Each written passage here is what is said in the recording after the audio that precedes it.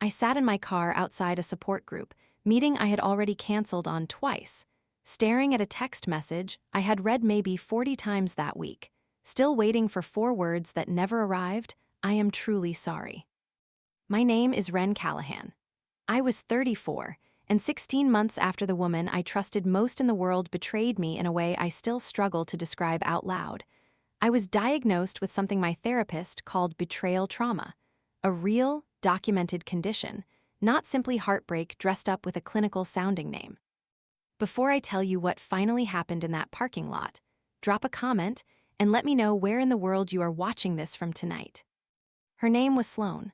We had been best friends since college, close enough that I trusted her completely with my marriage, my finances, and eventually, disastrously, with my husband too. I will not walk through every detail of what she did, because some things do not need to be repeated in order to be understood. What matters is that the person I trusted most took that trust and used it as an opportunity, then acted afterward as though I was the one being unreasonable for feeling destroyed by it. Stay with me, because the moment I finally understood what my own therapist meant by betrayal trauma is the exact moment I stopped waiting for something that was never going to arrive. For over a year, I lived inside waves. Some weeks felt almost manageable, ordinary, even grocery shopping, laughing at something on television, nearly forgetting for an hour at a time. Then something small would trigger it completely. A certain restaurant, a certain song, a text notification sound identical to hers, and suddenly I was right back inside that exact moment of discovery, the hurt as sharp and fresh as the very first day, my whole nervous system convinced it was happening all over again in real time. During those waves, I wanted exactly one thing above everything else. I wanted Sloane to finally say the words. Not a vague, everyone makes mistakes sort of comment, but a real acknowledgement, an admission that what she did was genuinely wrong and genuinely cruel. Instead, every message she sent afterward carried the same entitled tone, framing herself as somehow equally hurt by how I had reacted, as though my grief was the actual problem requiring her sympathy. Here is something I would honestly love your opinion on in the comments. Do you think healing requires the person who hurt you to finally apologize, or is it possible to heal completely without ever receiving the acknowledgement you feel like you deserve? My therapist, a calm, direct woman named Dr. Ackafer, explained something during one particular session that changed how I understood my own waves entirely. She said flashbacks are not simply memories. They are the nervous system briefly convinced that danger is happening again right now, which is exactly why the pain during a trigger feels as raw as the very first day, even 16 months later. She said my desire for Sloane's acknowledgement was not weakness or obsession. It was a completely natural human need for the story to finally make sense, for the person who caused the wound to confirm that the wound was real. Then she asked me a question I genuinely could not answer at the time. She asked what would actually happen inside me if Sloane apologized perfectly tomorrow, using every exact word I had imagined for over a year.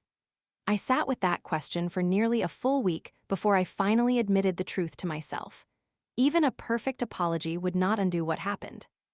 It might feel like relief for a single afternoon, but the 16 months of nights I spent unable to sleep, the friendships I quietly withdrew from, the version of myself who used to trust easily, none of that would simply return the moment she said sorry.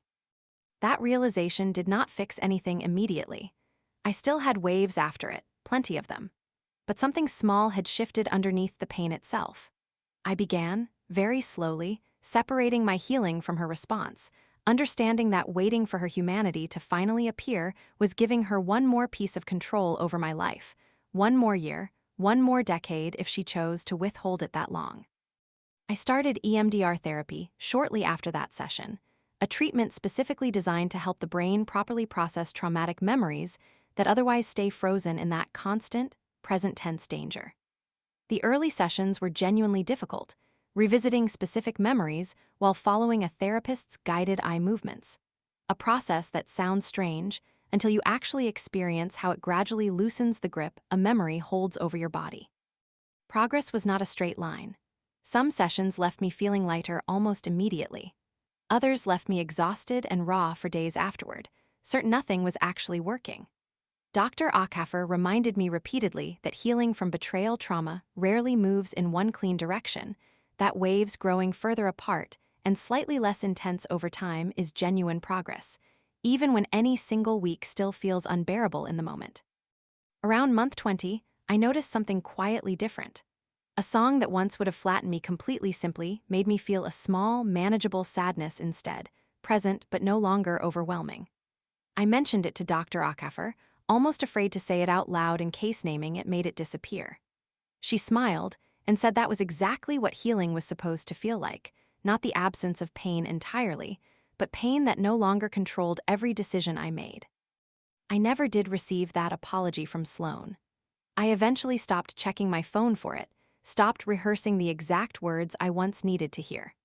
Not because I forgave what happened, forgiveness was never actually the goal I was working toward, but because I finally understood that my healing could not remain permanently hostage to someone else's willingness to finally be honest. That evening in the parking lot, I deleted the message thread I had reread 40 times, walked inside, and sat down in that support group for the very first time. A woman across the circle was describing her own version of the exact same waves I knew intimately. I realized, listening to her, that healing rarely happens in isolation. It happens in rooms full of people who finally stop waiting for someone else to hand them their own piece.